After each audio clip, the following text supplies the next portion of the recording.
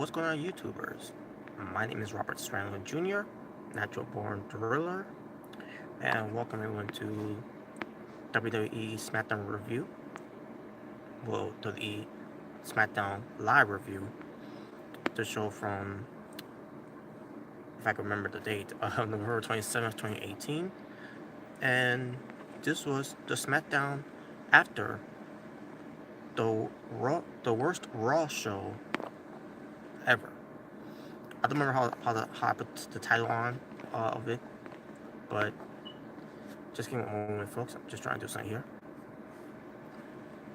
Okay, let me see. What kind of news here?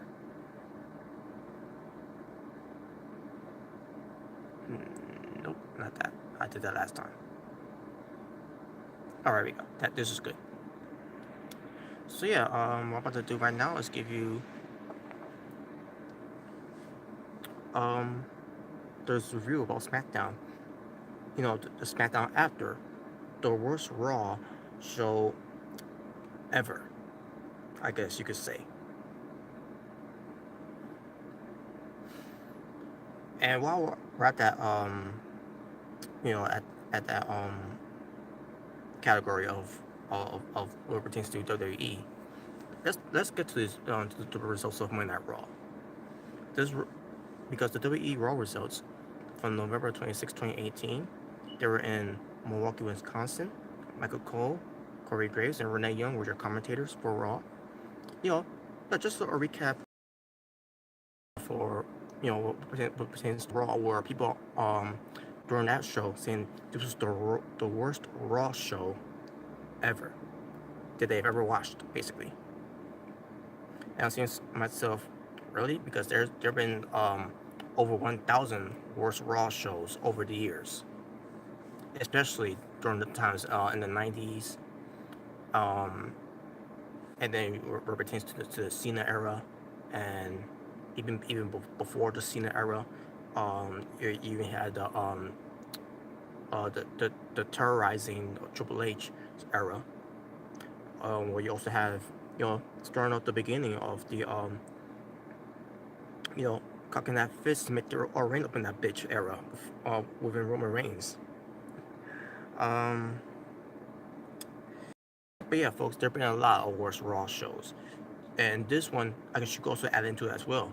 But based on how I seen it when I watched the live, I mean not the live show, I mean the reaction of some people that watched it, and watching highlights as well.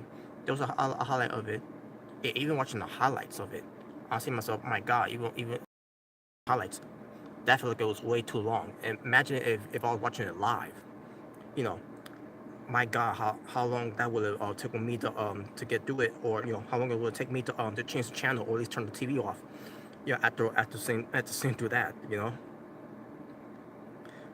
and I pray for any of you that wasted your Monday nights watching the Monday Night Raw after what they did, because it's the same old shit. It's the same old rerun. It's the same matches. It's the same redundant promos, same redundant matches, same old redundant segments, same old redundant recaps. It's basically the same old shit like always. That's the running theme for WWE. The same old shit. Nothing's fresh. Nothing's new. Nothing to talk about. Not it's you're just talking about the same old shit that you're talking about every week on Raw. That's that's what you get every week on Monday Night Raw. Those are the type of shows that you get for Monday Night Raw every fucking week, because it's the same old shit. And when you get the same old shit every week on Monday Night Raw, what pertains to getting the same old shit, it's the worst Raw show ever. I mean, you could have been doing something something on the Monday nights where it pertains to watching something other than Monday Night Raw. You could be watching a Monday Night Football over a Monday Night Raw. You could be watching a Monday Night Live, if there is a show called Monday Night Live. I don't know if there is or not, but you could be watching that over a Monday Night Raw. You could be watching some good TV shows on the Monday nights instead of watching the Monday Night Raw. You could be watching some reruns of some TV shows that you enjoy watching on demand, Netflix, Hulu, Vudu, whichever you want on Showbox, whatever. You could be watching all those type of shows on a Monday night instead of watching on Monday Night Raw. You can even watch on one of no school Monday Night Raw shows that you thought was good. During the Attitude Era, during the Ruthless Aggression Era, you could be watching more of those type of shows. Great Monday Night Raws than the Monday Night Raw for this modern era. You could be watching it. Or you could at least be watching a movie. You could be watching a movie, than watching a Monday Night Raw. You could be going out, having a drink at a bar with a couple of friends or your girlfriends or boyfriends. For those who are gay, and for those who are lesbians, whatever. You could be doing so much of your time on a Monday night instead of watching a Monday Night Raw, because every Monday Night Raw nowadays in the modern era, you're getting the same old shit, and every week on Monday Night Raw, even what pertains to a Raw after a pay-per-view or whatever, it's gonna be the worst Monday Night Raws, and it's gonna be the same old shit. And if be honest with you, do you really want to watch the show every fucking week where it's the same old shit? I don't think so. But let's get to what happened on Raw. I'll go to quick results here, I'll move on to what happened on SmackDown, saying that was worth watching. So the show opened up with Monday Night Raw. Baron Corbin, the acting Raw General Manager, with Drew McIntyre, Bobby Lashley, Leo Rush, kind of promo. Same old shit. Then we get a video package of Braun Strowman talking about he had to get surgery from his elbow, which it is true. Then we get a light getting cut off, the lights getting cut off basically, and then the lights revealed to be Elias on stage to sing a song about Bobby Lashley being Bobby Trashley, and where he's saying that she sucks. This led to a match between Bobby Lashley versus Elias, and Bobby Lashley got disqualified in the match, but then Baron Corbin changed the rules of the match because he's the acting Raw General Manager to no disqualifications, which it led to Corbin, Leo Rush, and McIntyre to interfere in the match, and they basically destroy Elias in this match, where Bobby Lashley gets a win over Elias. Then we get Baron Corbin backstage firing one of the staff members for cutting the lights off for Elias for his entrance, for interrupting the acting general manager and his new factions, whatever. Then Alexa Bliss comes in to kiss ass to Baron Corbin, how great job he's doing, and then he says, well, because of that, you're gonna be in charge of the women's division of Monday Night Raw. Then we get to a recap of Dean Ambrose and Seth Rollins from last week's from Raw, where Seth Rollins tried to look for Dean Ambrose. Then we get to Dean Ambrose being shown up in the hospital. He's getting all these shots, including one up his ass, because he doesn't want to get sick. That was the reason. I mean, if you need a reason for it, I don't know why you need a reason for that, anyways. Especially how they presented it too. And make matters worse, Renee Young, who's married to Dean Ambrose in real life, she doesn't know what's going on with her husband, even though they're supposed to be living together and married.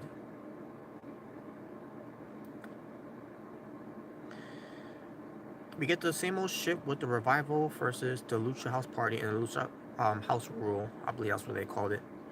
Yeah, that's what they called it. Basically, it's 3-on-2. So 3 faces versus 2 heels, and the faces wins. While you got an acting Raw General Manager, Baron Corbin, who's a heel, and a heel authority figure. Yeah, the Revival changed the names to the Burial at this point. Shout out to Deluxe Man for that. We get Ronda Rousey. Well, actually, no, not yet. Ronda Rousey replay about a lesson of being a champion, and then the whole thing with Nia Jax breaking the face of Becky Lynch, and then we get Nia Jax coming out there with Tamina Snuka, clear promo, has a message to Becky Lynch for a little bit, but they have a message for Ronda Rousey, and it was one of the most cringiest promos ever. Even me watching the highlights of it, that was so cringy, and I feel sorry for anyone that was watching it fully live, of watching that cringy promo from Nia Jax. And then Ronda Rousey shows up and all that, and then all of a sudden we get Natalya coming out because it was going to be a 2-on-1 situation with Nia Jackson and Tamina Snuka jumping up on Ronda Rousey. Never happened because Natalya came out, but it didn't matter. It didn't matter anyway because Ronda Rousey didn't get beat up anyways because the Riot Squad came out to attack Natalya out of nowhere, and Ronda Rousey decided to bury the Riot Squad. And then we get Drake Maverick, a recap about him pissing himself at WWE Survivor Series. Then the whole thing with Bobby Roode and Chad Gable making fun of him on the Raw episode, the night, the Raw at the series, where they're making all these P jokes to Drake Maverick, even though WWE is doing this whole thing where anti-bullying, don't be a bully, be a star, yeah. What a great company, brilliant. So this led to a match, because AOP lost to Roode and Gable in a non-time match. So this means the guys that beat the champions gets to face the champions this time in the championship match, which is so fucking stupid that is even done that way. So we got the Raw Tag Team Championship match going on.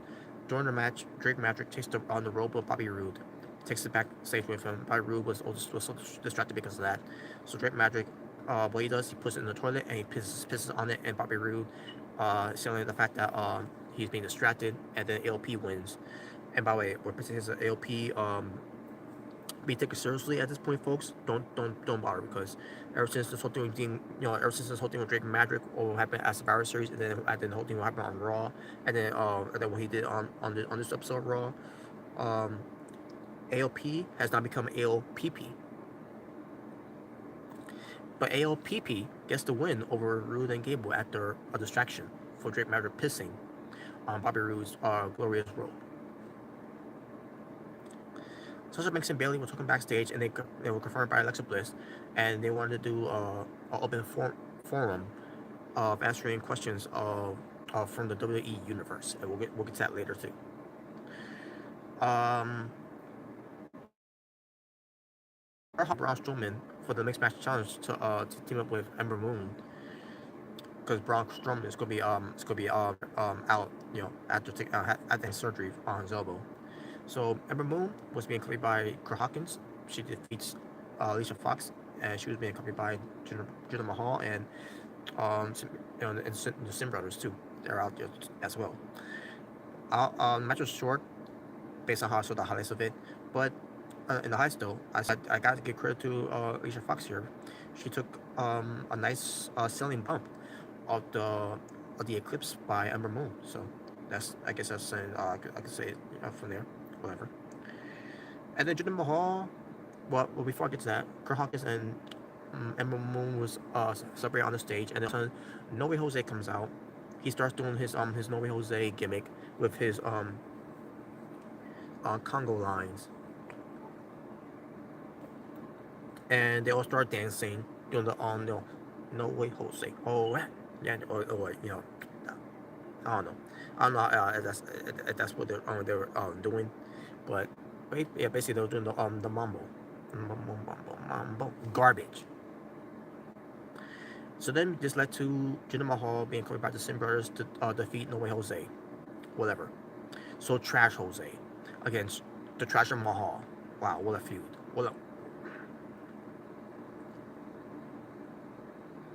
Seth Rollins comes out to cut his promo about he wants this to be about Monday Night Rollins. He wants this to be an open challenge and all that. Even though he's supposed to be in this heated feud with Dean Ambrose, he should be going out there to fight to go after Dean Ambrose, beat him up and everything, hunt him down. But no, instead he's just out there doing his open challenge. So what pertains to this open challenge, do we get someone from 205 Live like a Mustafa Ali challenging him for the Intercontinental? Or do we get someone from NXT, like a Ricochet, coming out there to challenge him for the Intercontinental? Or do we get Pete Dunne from the NXT UK to open for this open challenge to face Seth Rollins for the Intercontinental? Or at least the return of Matt Hardy, or the return of Jason Jordan, or the return of Bray Wyatt, or maybe someone get traded from Raw. Maybe we get someone traded from SmackDown to go to Raw to challenge Seth Rollins for the Intercontinental Championship title. Like let's say who could we go, who could we throw in there that could have done that, you know, who could who accepted the challenge from SmackDown to go to Raw, like like the Big Show, for example, after this whole thing with the Big Show and the bar, the parser, which I'll get to that momentarily. Um, maybe I don't know. Who else can you? Oh yeah, maybe you could have Shinsuke Nakamura come out there. We can have a title versus title match, whatever. Um, or maybe you can have Rusev come to Raw. Since they're not doing anything with him anyways, or maybe an alien English, something new to give us here. You know, I mean, it would be nice to see Alien English to be carried by Seth Rollins to see how good Alien English, how Alien English is in the ring. No, we get Dolph Ziggler, same old shit, same old match, same old rematch, same old redundant match, and I mean the match was good. I mean, based on how I seen the highlights of it, because again, I didn't watch the full match, I didn't see the full show, because I don't give a fuck about watching Raw anyways. But Seth Rollins wins. Nothing to say about that. Um, and finally, oh, I'm sorry.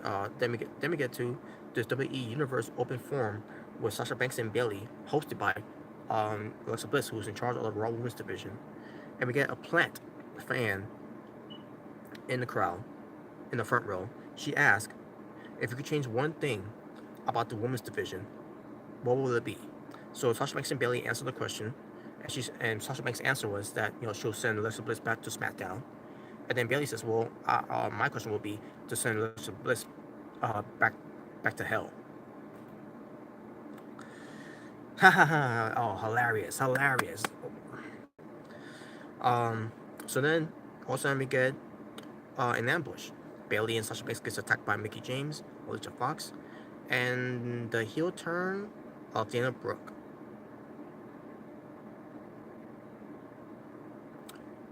But don't matter anyways, because Sasha Banks and Bayley, they fought all three of them off, and there you go. Bayley and Sasha Banks standing tall. The boss and hug connection, or was it the hug and boss connection? I don't remember how they call themselves, but yeah, there you go. Finally, something we get every time. That which this time is a little different. It was added into the main event, and that is Baron Corbin versus Finn Balor for the 1,000th time. So Balor at one point won the match by disqualification, I guess, but then Baron Corbin, because he's the acting general manager, like he did earlier the night, he changes the match into a 2-on-1 handicap match, where it's Finn Balor versus Baron Corbin and Drew McIntyre, and this time the heels go over on Finn Balor, and then the heels stand tall after the beat up more on Finn Balor. So Lashley, Leo, Corbin, and McIntyre stand tall, and no return of Bray Wyatt, and that was Raw. And people saying that was the worst Raw show they ever seen. And my question is to all you folks: what did you think? What did you expect? To have a good show, to have the greatest show, to have a decent show, a solid show, to have a stupendous show, a phenomenal show, an amazing show, an awesome show, or a magnificent show, or a sensational show, a spectacular show, a magnificent. I already said that right. I mean, I probably said about the same words, the three, I think the three words at the same time, basically. But what you're expecting, this is what you get every minute on Raw. This is the same old shit you be getting every week, every month, every year, when it pertains to getting the same old shit for Raw. And you wonder why. You wonder why. You complain about not getting a good show, and I'll be fair too. I'll be complaining about that too. But you know what I do at this point? I don't watch anymore. So unless you want to shape up your life and stop watching Raw, and stop watching a show that that you can't stand watching, stop watching it, because it's not gonna get any better anyways. We have all been saying for years that Raw is going to get better, next year or the year after that or the year after that, and it never does. You may get an okay show or an alright show, but when was the last time we ever got a very amazing show of Monday Night Raw? Not you can't you WWE Raw couldn't even get Raw 25 right. I mean, how can you not pull out an amazing show of Raw 25, and you can't even pull out a good show what pertains to for Raw right now? Like I said, there are shows that there are some are decent, there are some are okay, there are some are alright, there are some can't even be passable, and that's rare. And that's rare. You get that from on that Raw. On the other hand, you don't get those type of Raws anymore because out of those numbers of let's just say let's just say 4 out of 10, you might get a couple of shows that were good, but but um but from the four from the four ratings of it, you might get some good shows for Raw, but out of 10 of the shows that you begin for a lot of the Raws, it's gonna be the same old shit. It's gonna be it's gonna be a bore fest. It's gonna be a shit show. It's not gonna be any effort in the show whatsoever because they don't give a fuck. They're making them monies for merchandises, for sponsorships, for other countries and from TV shows, or should I say TV networks to say the least, advertisements, and working with organizations like a foundation or whatever, what pertains to for charities events and all that. Those are the type of things that they care about at this point. They don't care about anything else where it pertains to putting out a good show. They don't care about how they book their stars. They don't care how they book the show. They don't care how they don't care what you think. They don't care what everybody else think. They only care about what they think. They think about themselves, not about the show. And Run That Raw proves it every fucking week. And then on top of that, they also prove it where it pertains to a horrible booking of the show of some segments and some matches too. And that was Raw. And that's my thoughts about this whole thing with Raw, basically. So, but with that being said, let's move on to what I thought was good, or at least to say it was passable. So let me just do something here.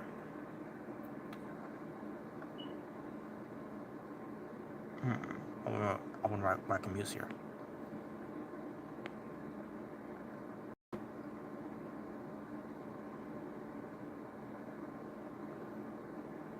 No.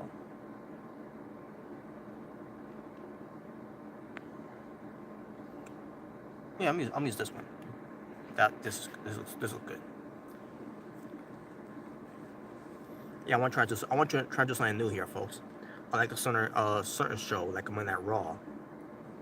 But here we go. So let's get to this review for WWE SmackDown Live, the show from November 27th, 2018. They were in Minneapolis, Minnesota. Their commentators were Tom Phillips, Byron Saxton, and Corey Graves. The show opened up with SmackDown General Manager Paige, which I was cringing.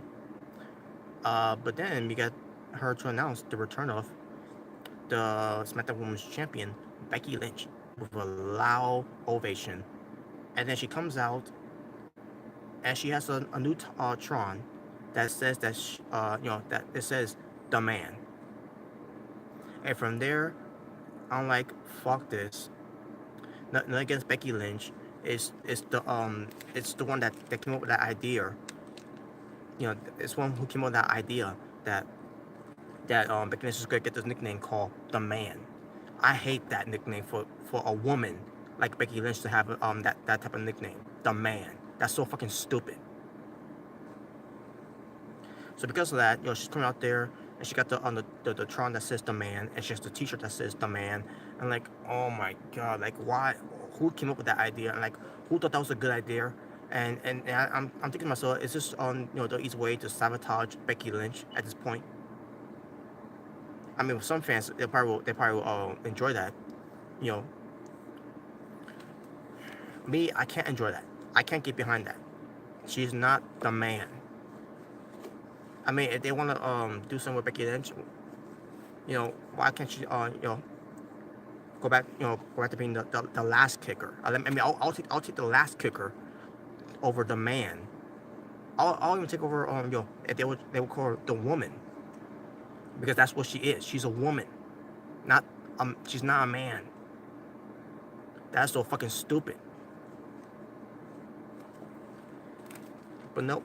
This is the same company that also called Nia Jax the irresistible force, and now they call her the face breaker because what she did with Becky Lynch.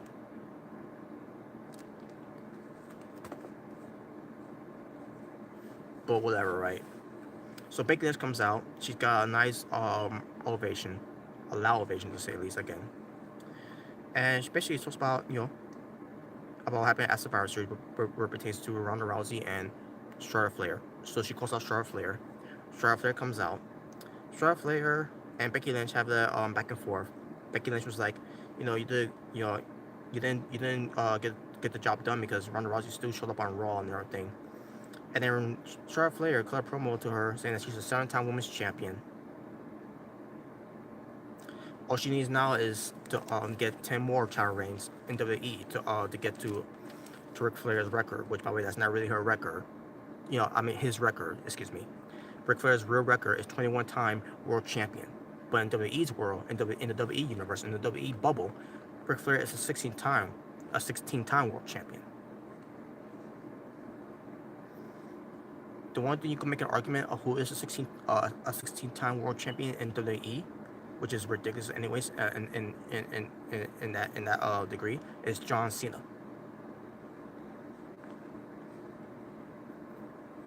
I would have been fine if Triple H was a 16-time, or at least Randy Orton or an Edge.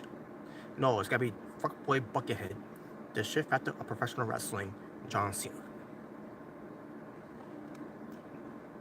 But Charlotte Flair says, that she didn't do it for Becky Lynch. She did it for herself. I say myself, wait a minute, but you just said, SmackDown after the series that you said you did it for Becky Lynch, you did it for the SmackDown Women's locker room, and now she's changing her mind saying that she did it for herself. Make up your minds, fucking WWE. You're right. You're writing this fucking scripted promo anyways. You're writing this on the straight storyline anyways.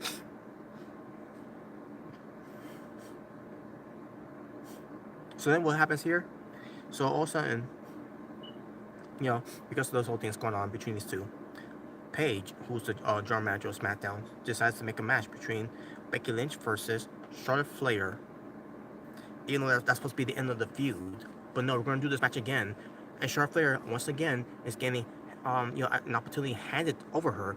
Having the red carpet roll right out in front of her, and she's getting handed with these opportunities again, while even competing for I'll say this too. She did compete against Peyton Royce and Billie Kay, but at the same time, it's Billie Kay and Peyton Royce, the iconics. WWE is not doing anything with them anyways. So, and on top of that, it was just a match that it did, and it shouldn't mean anything anyways. And on top of that, Charlotte Flair was just destroying them. Basically breaking the rules. Which that's what Paige was talking about too, by the way. Only difference is that she didn't attack a referee this time. But yeah, we're gonna reward Charlotte Flair for bad behavior to get another a shot at the title, even though that's supposed to be the end of the feud since Evolution was over.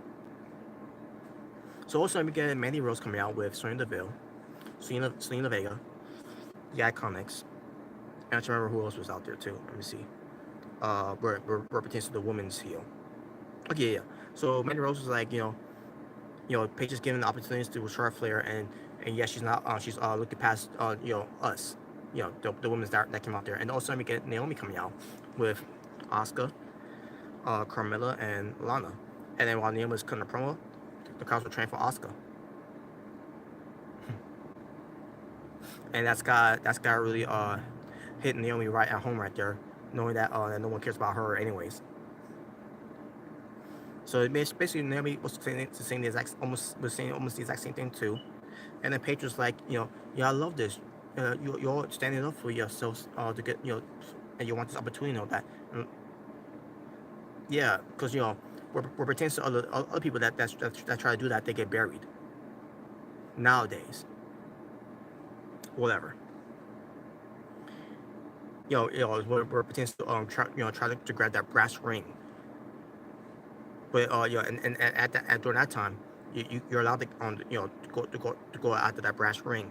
But nowadays, in this modern era, if you try to go after the brass ring and you're and as soon as this man sees that and all that, this man is not gonna let you get the brass ring, even though he'll say it to you he'll cut the speech about grabbing the brass ring so much, and you got a lot of these guys, a lot of these women as well, are getting to the close to grab the brass ring, only for them to take it away from you because they feel like that you don't deserve it.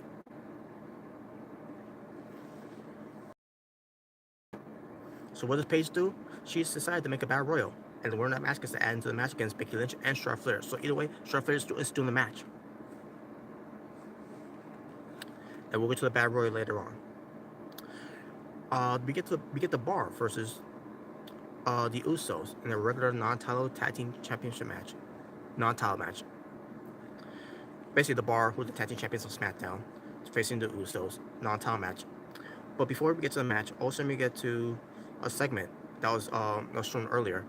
The Bar was arguing with the Big Show about not being there for them when it pertains to the Thanksgiving feast fight, whatever that was called. So Big Show turns face and punches Cesaro out, and that was it. That's the end of the Bar show. So we get this match. Match itself, I thought was pretty good. In the end, the Usos wins. So because of this, the Usos are on the right to face the tag team champions. So yeah, and I think that match was announced already. Where the SmackDown tag team champions are gonna face the Bar, and they're gonna face a TLC. Yeah, and we'll get to more of that when more updates comes up with it too. But other than that, we get to, after the match was over, we get the Miz in a segment with the New Day about Survivor Series, and which, by the way, why it took SmackDown a week later to talk about what happened at Survivor Series, what pertains to,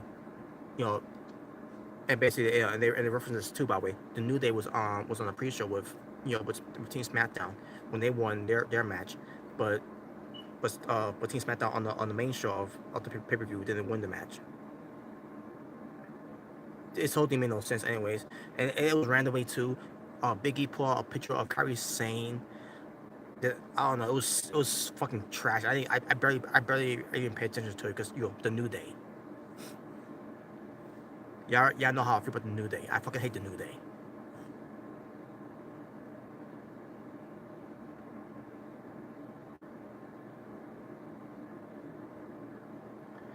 AJ Styles comes out. He comes out to address what happened with him 14 days ago, with him being the championship match against Daniel Bryan, and he says 14 days seems a lot longer than 371 days of him being WWE champion. Well deserved too, by the way. AJ Styles, well deserved. So AJ Styles, he talks about Daniel Bryan, about what he did. About he's not upset that he lost the match. He was upset about how he lost the match, and he shows a replay of it with Daniel Bryan kicking him the ball and all that. And then the whole thing with Daniel Bryan beat him down, and then Styles said he couldn't compete. He was not medically to compete because of that beatdown. So I'm assuming he had a concussion. I'm just saying. And And it's just about how Daniel Bryan made a promo just to explain why he did what he did, and we saw a replay of that too. And then I just also say that sounds like a piece a lot of trash, which it is because Dan Bryan's promo was that the betrayal didn't happen with him attacking AJ Styles after the match. His betrayal happened you know 3 years ago, where it pertains to him retiring, and then the fans were responsible for the betrayal and all that. The whole thing made no sense. The whole thing made no fucking sense at all. Yeah, it's WWE, trying to insult our intelligence about this whole thing. Like, but whatever, right? So AJ Styles says something about he basically took a shot at Raw, by the way, where it pertains to Daniel Bryan. But here's how he said it. AJ Styles is like, he's getting a title shot against Daniel Bryan at TLC. And he said, but he's not gonna wait until TLC. He wants to face Daniel Bryan right here, right now. And he says, but unfortunately, Daniel Bryan is not there. And this is where he took a shot at Raw. Where it pertains to because he said he's AJ Styles when he was champion, he never missed any days of being WWE champion, and he basically taking a shot at Daniel Bryan, sort of taking a shot at Daniel Bryan, storyline wise, about him not being there, as a champion, like Brock Lesnar, is never there on Raw, with him being Universal Champion and never being there at all. Period. Basically, it just also taking a shot at Raw. I'm not Raw because of that. Because Raw has their Raw, their champion Brock Lesnar not there. And this tells me something too, because I'm hearing rumors it's going to be AJ Styles facing Brock Lesnar at WrestleMania for the title. I think that'd be great. And what better man to beat Brock Lesnar for the Universal Championship than the phenomenal one, AJ Styles?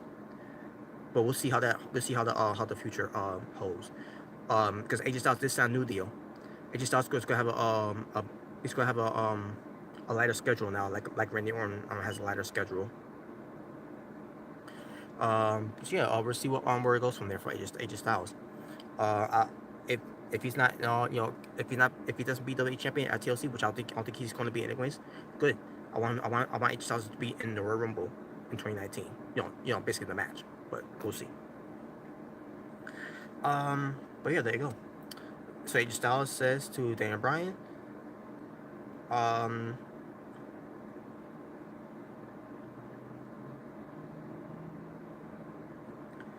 he said at TLC, he's gonna beat Daniel Bryan, and he's gonna win back the WWE Championship title, and he said he's gonna bring it back home to SmackDown Live, the house that AJ Styles built. And there you go. But yeah, AJ Styles was fired up in this promo, by the way. And there you go. That was the AJ Styles promo. Next we get a non-title match. The United States Champion Shinsuke Nakamura versus Rusev. But the match never happened because Rusev got attacked by Shinsuke from behind. And then the assault continued outside, and that was it. So basically, that's good. This could be the feud. Nakamura versus Rusev. And guess what? I'm going to be rooting for Rusev to get that belt off of Shinsuke Nakamura, because once that belt is off of Shinsuke Nakamura, that means by 2019 and on January, hopefully Shinsuke Nakamura does not resign with WWE, because his contract is expiring on January. So if Shinsuke Nakamura loses that title against Rusev, I wouldn't mind. Get that belt off of Shinsuke Nakamura, because guess what? Don't do anything with him anyways as United States Champion. Anyway, did not do anything with him, period. So get that belt off of him. And then Shinsuke cannot resign with WWE. It'll make me happy, and it'll make Shinsuke happy, and then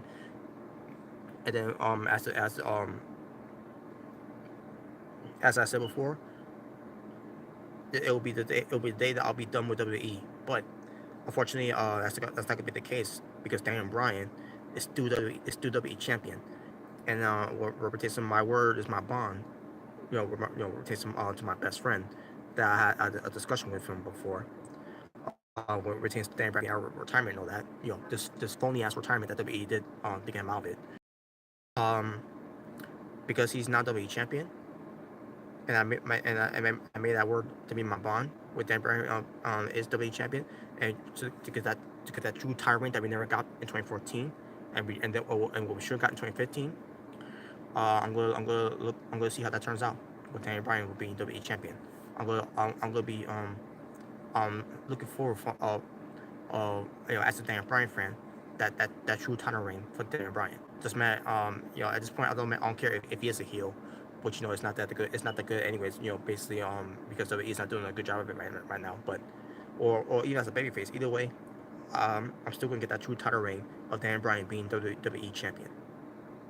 Because this time he gets to hold it longer than he can right now. Because the reality is, there was nothing ever wrong with Daniel Bryan.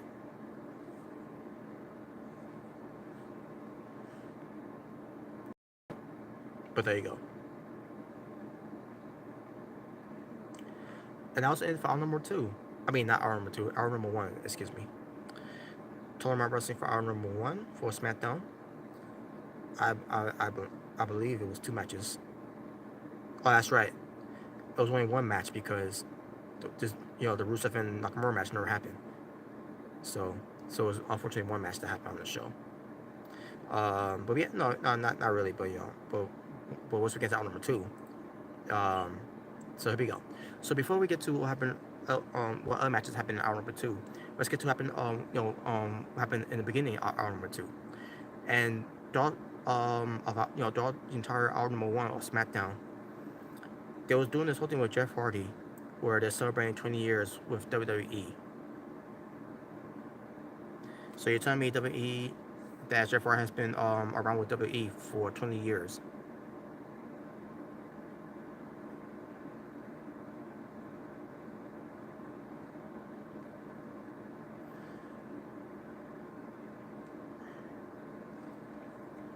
TNA,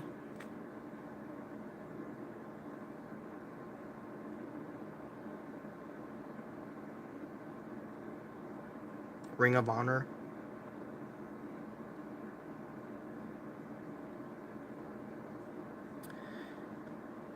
but yeah, this is what they were saying. This is what they were saying. Jeff Hardy, 20 years in WWE. He wasn't there for 20 years in WWE. And then this whole thing with Jeff Hardy has been there since 1997 or 1998. And I was saying to myself, what? He's been there since 1994.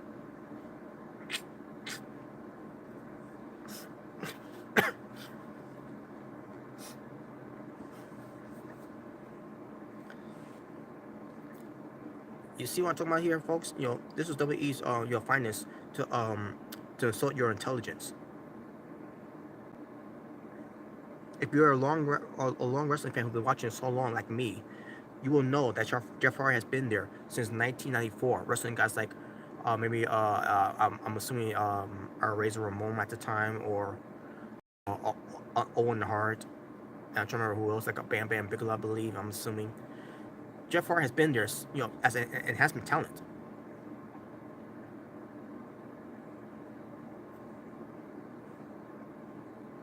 And to be honest with you, with Jeff Hardy being there, with WWE as a signee, let's do the math here. 1994 to 1997. No, actually, 1994 to 1996. And then he came back in 1997, doing nothing until the final. They did this thing with him. And then he's been 2009, 2000, 2001, 2002. And then he got released. Actually, 2003, he got released. So I guess you could say for 9 years he's been there so far. They made his return in 2006. You could say that marks him for 10 years of being there, and then 2007, 2008, 2009, which he was gone. So that's 13 years being in WWE. And then he came back, back, which was 2017, excuse me, which was last year. 2018. He still could be with us in 2019. So it's been 18 years with Jeff Hardy in WWE.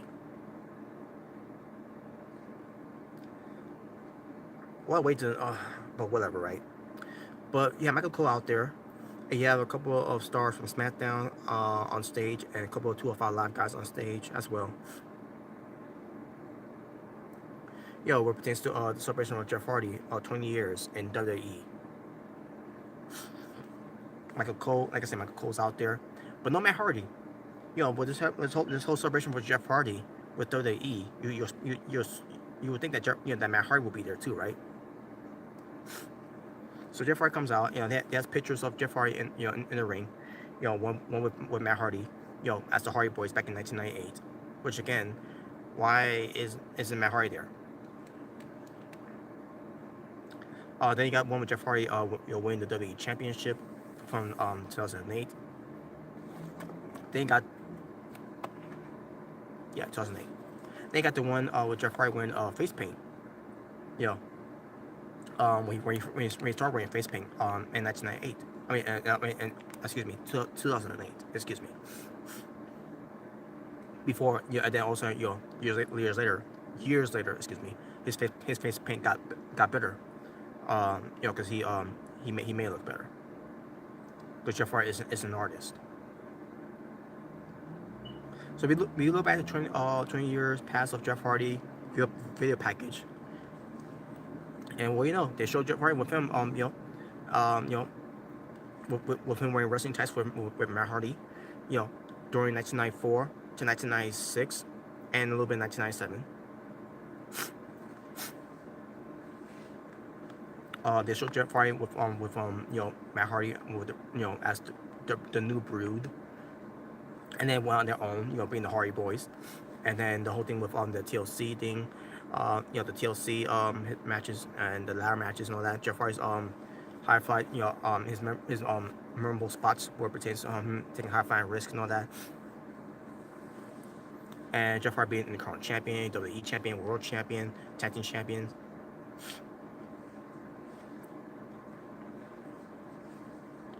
So yeah, it was an amazing video package for Jeff Hardy. Jeff Hardy also he starts getting emotional. He said he can't believe he did half of those things. And we'll get to that later. By the way, we'll get to that momentarily. We'll get to that. I'm going to say. And he's saying that he's allowed to be called the charismatic enigma. And he has the highs of highs and the lows of lows. But he's grateful for his career and everything. And he says this is by any means no retirement speech. And I was coming to the show thinking to myself, wait a minute. So why are they doing all this, right? So I'm thinking to myself, is he retiring? Is that what it is? And no, that's not what it turned out to be. It wasn't a retirement thing. He said, but he's looking forward to what whole. So all of a sudden, Samoa Joe comes out, and I'm saying to myself, oh, I get it. They set up a feud with Jeff Hardy and Samoa Joe, and this is how this was done. So Jeff Hardy is being he's being interrupted by Samoa Joe. Samoa Joe was like, he's like, congratulations, Jeff Hardy, man. Like, he's like, yes, he's like, I'm sorry I'm late, but I did want to come out there to celebrate with bring out a bottle of champagne and drinking all that. He's like, but that wouldn't be a good idea, because what pertains to having a bottle of alcohol, he doesn't want that up there to be around Jeff Hardy, because that would not be a good idea. That would not be the best idea. And then so I'm like, oh wow, so they're going deep hard with this one. Shane Man tried to cut Joe off, and then Jeff Hardy's like, no, Shane, let him go. Let him say what we gotta say here. And Joe says, WWE did a great video package and all that. And Jeff Hardy is like, well, Jeff Hardy was can't remember can't remember most of that anyways, because of his addictions and all that. Pertains to him drinking and the drugs and all that. I mean, he actually say that, but he do a word in there. What's the word? Coherent. He was coherent enough. He wasn't coherent enough. Coherent enough to remember any of those things that he did, which again, another shot to Jeff Hardy for that. And Jeff Hardy was doing the delete thing, delete chant, and the also doing the delete. He did too, by the way, when he came out there too, after the video package and all that. But he did it again. This time where it pertains to Samoa Joe. And then Samoa Joe brings up the whole thing with Jeff Hardy making mistakes of his career, and allow himself to be back in the ring. And then the whole thing with or these people, they'll see you making these mistakes, that where pertains to your demons and all that, and they still pop for you, they still enjoy your life, and they still will celebrate your life and all that. And get all these gaining all these second chances and all that, and basically going really deep hard with Jeff Hardy doing all this. I'm surprised that he didn't mention the part where well, actually he can't, because it was it was TNA wrestling. But I'm surprised he didn't bring up didn't have to bring up the past, well, his match with Sting from Against All Odds. Wait, was it Against All Odds, or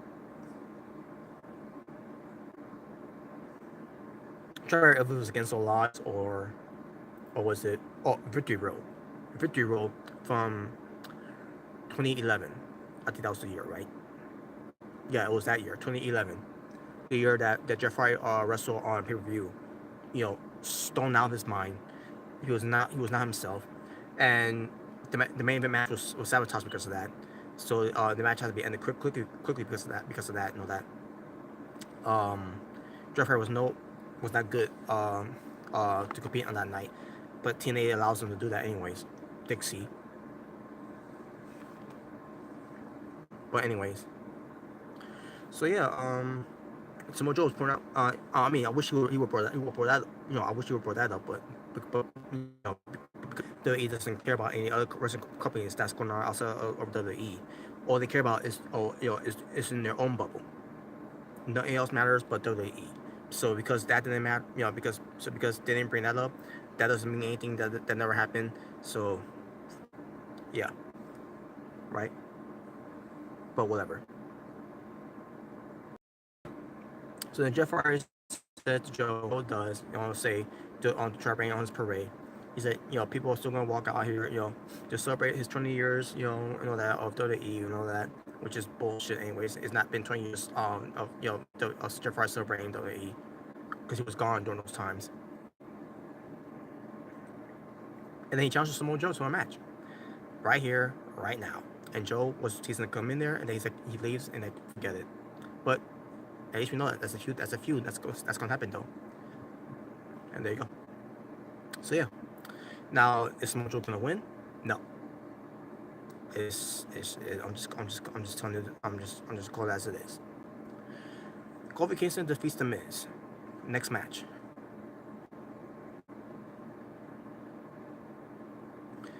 Well, before we get to the next match, we are coming out. He does a promo. He got Rey Mysterio Jr.'s mask, and he basically talks about how disgusting, disrespectful, and disturbing it was. That these people were saying about what Randy Orton did to Rey Mysterio Jr. And basically, some of Rey Mysterio Jr. Like when he ripped up the mask off and all that, he said, it is, this mask, that he took off, it represents how much of a piece of trash this mask is, just like Rey Mysterio Jr. is. And this basically says to Mysterio, basically disrespecting the culture of the luchador mask. And it basically says to Mysterio that he's just one, he's another one of his victims. When he was a victim of an RKO. He didn't, but he's going to say the rest of the bit. But then Mysterio comes out, and wearing the neck brace. He's coming out there to fight Randy Orton, even though he's not 100%. So once again, Rey Mysterio Jr. is doing so that Ronda Rousey failed to do the night after Survivor Series, excuse me, and that's sell the injuries. Even though it was a kayfabe injury, but still. But Mysterio goes after Orton. Orton beats up Mysterio, who's not 100%. Mysterio gets an upper hand. He gets a steel chair, but Orton cuts him off. Gives him the dripping DDT in the ring.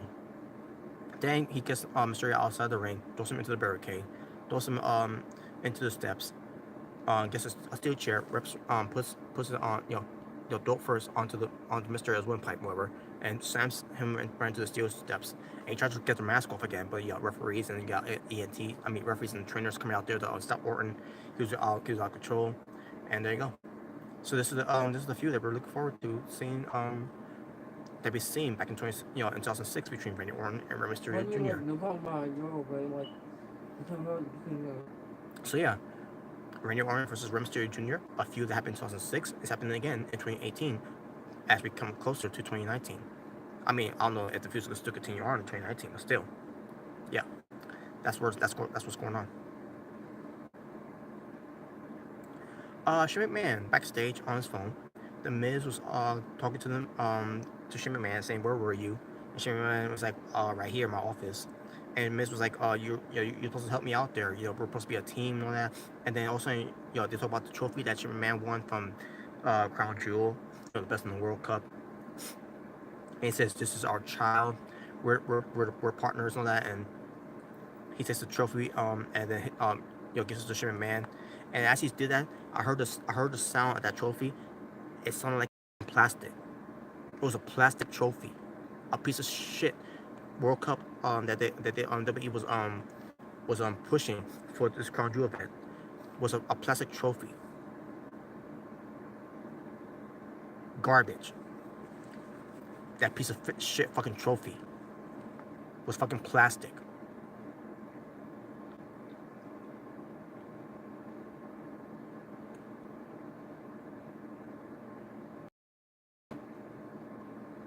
Main event time. The Women's Battle Royal. Winner will get to be added into the TLC Championship match. For the SmackDown Women's Championship against the SmackDown Women's Champion Becky Lynch, who was out there, and Charlotte Flair, who was also out there to watch the match. So your participants were the Iconics, which is Billie Kay, Peyton Royce, Carmella, Lana, Naomi, Asuka, Mandy Rose, Sonya Deville, and Selena Vega. So Selena Vega was eliminated first from the match by Lana. Then Selena Vega attacks Lana, and Lana was still in the match too, though. The Icons were eliminated by. The Icons eliminated Lana from the match. Excuse me. Then the Icons were eliminated by Asuka. Both of them, Billie Kay and Peyton Royce, they were both eliminated by Asuka.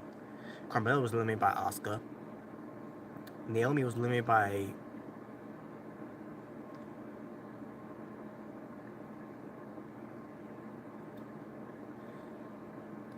I think she was eliminated by Sonya Deville, if I'm not mistaken, or maybe Mandy Rose. I'm trying to remember.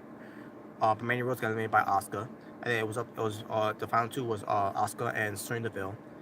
Mandy Rose at one point tried to help Sonya Deville to win the match, but Asuka fought her off.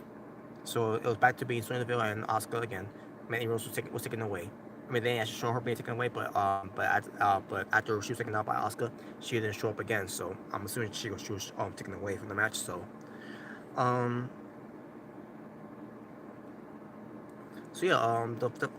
final two was Asuka and Sonya Deville. Both of them looked pretty good, as the final two in the match, and they looked good in the match too as well. So in the end, Asuka wins. As she should.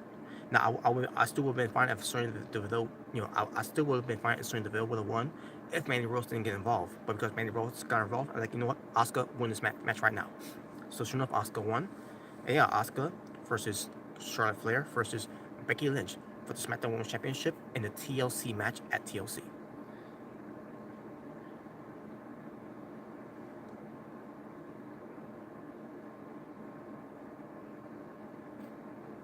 And there you go. That was SmackDown. We're talking about wrestling for hour number 2 for SmackDown. Matches. And overall match for SmackDown live from November 27, 2018, 4 matches. My overall rating for the show, 4 out of 10. I thought the show was passable, and I think it's 10 times more better than Monday Night Raw. In fact, anything that you watch nowadays on TV is 10 times better than Monday Night Raw. Even one of the worst shows that they would try to do could be 10 times better too as well. So that being said, folks, I'm done. Thank you all for watching. If this is your first time watching me, My name is Robert Serrano Jr., natural born driller. If you haven't subscribed to me yet, please subscribe to me right now. If you enjoyed this review, please hit the like button, or if you could hit the dislike button if you didn't like my review. Thank you for watching, and I'll see you all later on when I do another review right here on YouTube. So stay tuned for that one. I'll see you all later, but for now, peace on the streets.